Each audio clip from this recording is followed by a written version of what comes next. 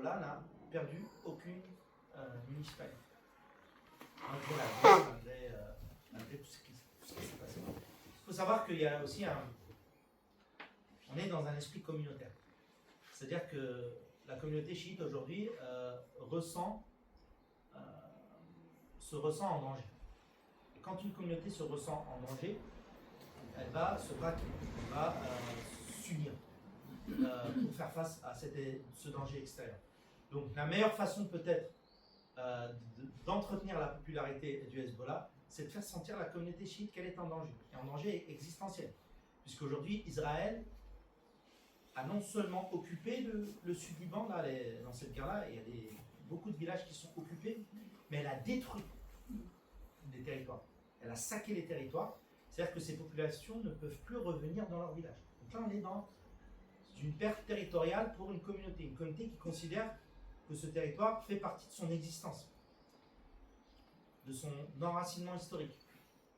Parce qu'il faut savoir, là, il y a toute une histoire en lien avec le sud-Liban, qui est Jabal Hamel, qu'on appelle Jabal Hamel, et qui est en lien avec des origines ancestrales de la communauté chiite au sud-Liban. Donc c'est ce danger-là qui peut avoir un effet contre-productif. C'est-à-dire que ça peut renforcer le Hezbollah plutôt que l'affaiblir. Il y a eu aussi les funérailles de Nasrallah qui ont montré quand même l'étendue populaire. Bien sûr, sur le plan symbolique, il y a aussi les funérailles qui ont eu lieu l'année dernière, en février. Donc il faut savoir que Hassan Nasrallah a été enterré secrètement durant la guerre, suite à sa mort. Puis ensuite, ils lui ont fait des funérailles officielles, 5 mois après la guerre. Donc ils ont ressorti le tombeau qui est dans une boîte, sans rentrer dans les détails. Et donc, là, à ce moment-là, on a des images qui montrent vraiment au moins des centaines de milliers de personnes qui sont venues participer aux funérailles de Hassan Nasrallah. Il y a même des gens qui sont venus de l'étranger, des Irakiens, des Yéménites. C'était une personnalité qui était devenue transnationale. Oui. Et, merci beaucoup pour ce résumé du livre. Je ne l'ai pas lu, donc je ne peux pas dire beaucoup de choses par rapport au livre, mais j'ai une question. Pourquoi il manque dans cette discussion le contexte? En fait, la marginalisation historique du Sud et des chiites est très importante. Et c'est même avant la guerre, c'est avant la colonisation, c'est historique au Liban. Et c'est un grand facteur. Pourquoi on a une résistance du Sud qui est née, qui est créée d'un peuple qui a été marginalisé. Et en plus, on avait l'occupation israélienne du Sud. Et c'est ça qui a créé la résistance. Et je ne suis pas d'accord avec vous que c'était Iran, non plus que c'était l'idéologie, parce qu'on a toujours une occupation qui continue. Et il faut vraiment être correct quand on parle du Sheba. Sheba est libanaise, la Syrie a déjà confirmé ça. Donc il y a toujours une occupation, même durant les années où ils se sont retirés. La guerre civile, il faut parler de ça aussi, où tous les groupes des différentes confessions s'est armés et se battaient l'un contre l'autre. Donc ce n'était pas seulement Hezbollah et Amal. Il y a aussi le fait que la résistance était de plusieurs groupes et pas seulement le Hezb, pas seulement Hezbollah. Il faut aussi, je pense, vraiment parler du rôle de l'extrême droite chrétienne au Liban, qui a collaboré avec Israël et qui a aidé l'occupation à continuer, et le fait que le Liban était divisé, même l'armée. Et que le fait que Hezbollah est un mouvement du peuple qui a été soutenu par l'Iran, mais tous les groupes armés au Liban, même aujourd'hui les groupes qui ne sont plus armés, même si je pense qu'ils sont toujours armés, ils sont tous soutenus par des forces des pays étrangers de toute la région et du monde. Je pense que ça manque beaucoup dans la discussion et ça m'énerve un peu. Le fait que la corruption de tous les leaders libanais, sauf Hezb, ça aussi il faut le reconnaître. La corruption est assez claire parmi le tout, même Amal, mais pas le Hezb, pas Hezbollah. Ce qui fait qu'il est beaucoup plus respecté que les autres partis, même s'il a des défis. Moi, je ne suis pas avec Hezbollah, je n'appartiens même pas à cette communauté. Il y a aussi le fait que Hezbollah, durant un contexte où il manque de services sociaux, Hezbollah a pu apporter des services sociaux dans le sud qui a été négligé pendant une centaine d'années au moins. Il faut lire le livre alors. Mais oui, je vais lire. Et que le fait que Israël est un projet expansionniste et que la seule chose qui arrête le projet israélien expansionniste à réussir à prendre le Liban, ça a été la résistance. Avant, c'était pas seulement Hezbollah. Maintenant, malheureusement, ils sont tout seuls à résister. Et le fait que Hezbollah est aujourd'hui, et même avant, mais aujourd'hui, comme vous venez de le dire, est ciblé par tout le monde, y compris l'assassination de presque tous ses leaders. Il faut dire que Nasrallah a été assassiné, pas tué, il était assassiné.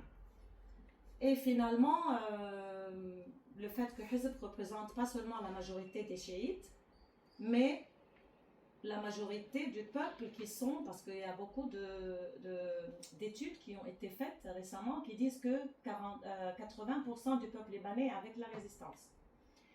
Mais aussi, il faut dire finalement, c'est mon dernier point, la résistance, pas forcément Hezbollah, la résistance, de résister à l'occupation. 80% le dit.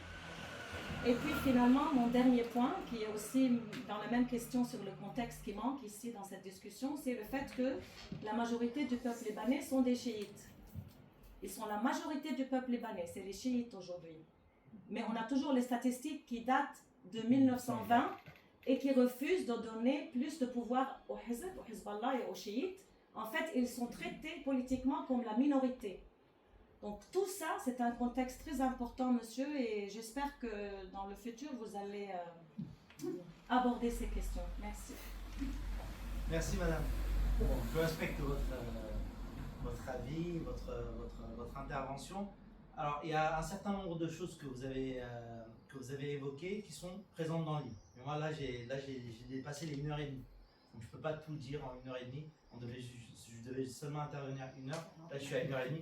Donc là, si je rentre dans l'action sociale, dans l'enracinement chiite, dans le livre, j'ai parlé beaucoup de Moussa Sadr, du chiisme. On ne peut pas faire ça dans une seule conférence. Donc, il faut lire le livre. Beaucoup de choses que vous avez évoquées sont dites dans le livre. Après, je suis d'accord avec vous sur beaucoup de points que vous évoquez. Après, ça dépend quelle posture on cherche à prendre. Vous pouvez dire des choses comme un avis personnel ou un point de vue personnel que moi, je ne peux pas me permettre de le dire si je n'ai pas les preuves concrètes et scientifiques. C'est-à-dire là, vous avez dit que les chiites sont les majoritaires présents. C'est pas une réalité. Alors, en tout cas, c'est peut-être pas que je formulerai ça, c'est peut-être pas de cette manière que je formulerai ça. Je dirais, il est possible que les chiites soient la plus grande minorité. Mais il n'y a pas de majorité. Il n'y a pas une communauté qui est majoritaire. C'est pas possible que les chiites soient plus de 50%. D'accord. Donc, ce que vous dites, je suis d'accord avec, majoritairement d'accord avec ce que vous dites. Une partie de ce que vous dites est déjà évoquée dans le livre. Après, par rapport au nombre de chiites, c'est pas très précis ce que vous avez dit. Et concernant l'assassinat de Hassan Nasrallah, c'est écrit dans le livre. L'assassinat de Hassan Nasrallah. Une autre question? Quand? C'était écrit tué. Et juste pour vous dire tué que... où? Non, vous avez écrit Nasrallah tué, pas assassiné. Oui, il est tué de toute façon. Oui, comme si c'était juste quelqu'un qui était tué par la guerre. Il y a éliminé, Il il y était a ciblé, assassiné, il était ciblé, monsieur, ciblé. il y a ciblé, Ouais. assassiné, tué. On peut utiliser différentes terminologies, mais après le contexte est le même. Non, c'est- Mais dans le livre, j'ai mis assassiné, à l'intérieur du livre. Bref, on va s'arrêter sur un mot. D'autres questions? Oui? Vous disiez que le but aussi de l'Iran à travers le Hezbollah, c'est de exporter la révolution. Je dis pas exporter, c'est pas le bon terme. C'est pas le bon terme. Ah, c'est pas le bon terme. Le but de l'Iran c'est un État, d'accord? Comme tout État, il faut être pragmatique, hein? Qu'on soit pour ou contre. Comme tout État, un État cherche à avoir une influence, D'accord? Donc l'Iran, durant la guerre Iran-Irak, la première chose qu'elle a remarqué, c'est qu'elle n'avait pas d'alliés. Elle était seule à combattre. Ça, c'est dû principalement aux positions qu'a eues la République islamique dès sa naissance, dès sa fondation. Tous les pays du Golfe sont contre elle, ils ont même financé la guerre de Saddam Hussein. Les États-Unis étaient contre l'Iran, la Russie aussi, tout le monde. Donc elle s'est dit qu'il faut qu'elle puisse créer progressivement un réseau d'alliances, même à travers des forces non étatiques. C'est ce qu'elle a réussi à faire. Donc un allié, deux, une force qui combat Israël. Le discours adopté par l'Iran, par la République islamique, c'est un discours hostile à Israël et qui cherche à soutenir la résistance et à libérer, entre guillemets, la Palestine. D'accord? Donc c'est une force militaire pro-iranienne à la frontière avec Israël. Donc elle a tout intérêt à défendre, à soutenir le Hezbollah. Deux, sur le plan idéologique, oui, effectivement, le Hezbollah est sur le plan idéologique, moi je dirais sans problème sur le plan idéologique que c'est une extension organique de la révolution islamique en Iran. C'est-à-dire qu'ils ne cherchent pas à prendre le pouvoir et à instaurer un État islamique par la force. Je l'ai dit, ça il faut l'enlever. D'ailleurs, Hassan Nasrallah a des déclarations en 2003 dans le journal Le Figaro. Il dit ne plus chercher à instaurer un État islamique parce que c'est impossible au Liban. Il y a des chrétiens, il y a des sunnites, etc., des autres. Mais sur le plan de son idéologie partisane, à l'échelle de sa communauté, oui, il défend la doctrine de Wilayat al-Faqih, donc l'attachement au guide suprême en Iran, tout le concept chiite révolutionnaire qui est venu de l'Iran, il l'a repris de Hezbollah, tel quel. Donc c'est, on peut dire, une extension sur le plan culturel et idéologique. Oui. D'accord, donc sur tout ça. Et ça devient ensuite une extension qui permet aussi de sécuriser un petit peu le territoire, et c'est plus seulement religieux où on veut étendre notre idéologie islamique. Parce que sécuriser le territoire, c'est-à-dire ils ne sont pas hostiles aux autres minorités chrétiennes, etc. Voilà. Pas du tout. Alors que si ils auraient voulu forcément islamiser le pays avec une révolution islamique et de l'étendre, ils auraient peut-être été hostiles à ces minorités. Hassan Nasrallah dit lors d'un discours, pour instaurer une république islamique, il ne faut pas une majorité simple, il faut une grande majorité. C'est-à-dire, il dit qu'il faut qu'il y ait au moins 80% de la population qui soit pour l'instauration d'un État islamique, parce que ce régime est très particulier. Déjà, il faut l'accepter, et de deux, il va être attaqué de l'extérieur, comme c'est le cas pour l'Iran. Donc, conscient de cela, il dit que même avec 51%, on ne peut pas faire un État islamique. D'accord? Donc, concrètement, au Liban, on n'aura jamais 80% de musulmans chiites qui vont dire on veut une république islamique. Donc, concrètement, c'est un projet qui est mis en sommeil. Le Hezbollah aujourd'hui a intérêt à échanger et à s'allier avec toutes les autres communautés du pays. Chrétiens, sunnites, druzes. On n'a pas de communauté athée au pays, ça n'existe pas. On a des gens athées dans le truc. On a des partis qui sont plutôt civils, laïcs.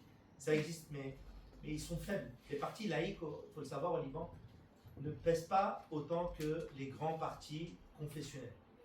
C'est la réalité. Et ça montre que l'ancrage confessionnel est encore très présent au Liban. Oui. Je pense que le jeune homme, il voulait parler de l'idée de la révolution islamique anti-impérialiste et non pas de... Culturel, oui, c'est ce que j'ai dit. Donc, j'ai dit, moi, c'est une importation sur le plan idéologique et culturel. Donc là, si on rentre dans les détails, je l'ai dit dans la séance. Donc le combat contre Israël, la lutte, la libération de la Palestine, faire face à l'impérialisme. Il faut lire la lettre ouverte de Guillaume Paul. Faire face à l'impérialisme. L'esprit du sacrifice, dans le contexte religieux, c'est-à-dire le martyr. Le martyr, on parle d'un état, c'est très long à voir, à chercher, même dans le livre, le détail. Le concept du martyr et la doctrine chiite, c'est quelque chose de très important à connaître pour comprendre l'idéologie du Hezbollah. Et ça, dans la première partie du livre, je le détaille de manière très large. D'autres questions? Oui. C'est vrai qu'on a vu une évolution de Hezbollah par rapport au début, à l'époque de Freil, où c'était très religieux et très anti tout le monde. Avec Nasrallah, il a fait évoluer le parti énormément vers une intégration libanaise, vers Alors, oui, alors il est encore très religieux. Donc, Oui. Ils sont très religieux, c'est un parti islamiste. ça. Mais en fait, ce qui a changé, pour ne pas faire porter le poids seulement à Subhat Tufayli, parce que Subhat Tufayli, il a concrètement été secrétaire général pendant 2 ans. Ouais. Mais les années 80, le contexte des années 80, déjà, on est sur un parti idéologique naissant. Et vous savez, comme dans tous les partis idéologiques naissants, ses débuts sont très effervescents. D'accord? Ça, c'est la première chose. Le contexte de la guerre civile. Donc le Hezbollah ne se sentait pas dans cette contrainte où il devait adapter son discours pour qu'il puisse être audible au reste de la population libanaise, notamment les chrétiens et les gens qui ne sont pas religieux. Donc chacun était dans sa zone, dans ses régions, et pouvait dire ce qu'il voulait. Après la fin de la guerre civile, le Hezbollah devait nécessairement évoluer son discours vers quelque chose de plus libanisé, pour qu'il soit plus audible, pour qu'il puisse survivre à ce nouveau contexte de paix civile.